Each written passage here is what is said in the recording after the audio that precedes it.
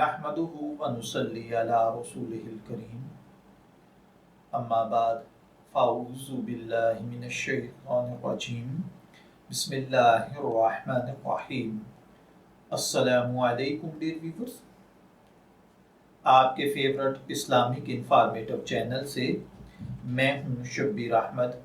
हमारा आज का टॉपिक है, क्या ट्रैफिक कवानीन की खिलाफ वर्जी खिलाफ शरा है और इस पर गुनाह होता है या नहीं। ये एक सवाल है जो कि मोहम्मद यूसुफ साहिब ने पूछा है।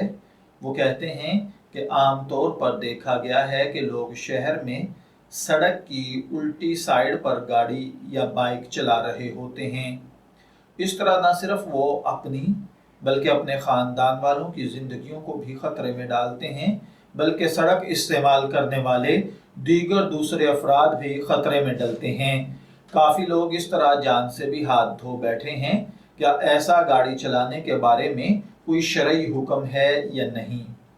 तो देखिए भाइयों और बहनों, याद रखिए, बग़ैर किसी इंतहाई शरई मजबूरी के उल्टी सम्मत गाड़ी चलाना, यानी रोड बंद हो इस वजह से, या टू वे था और एक तरफ काम हो रहा है तो अब बामरे मजबूरी आपको वन वे एक ही साइड पे करना पड़ रही है, या इसी तरीके से अगर कोई और परेशानी है, कोई मजबूरी है, तो उसके बाद अगर एक साइड पर ट्रैफिक या उल्टी साइड पर ट्रैफिक चलाई जा रही है या बामरे मजबूरी चलना पड़ रहा है, तो ये चीज़ तो कोई नहीं है, इसमें शरन कोई मज़ायका नहीं है।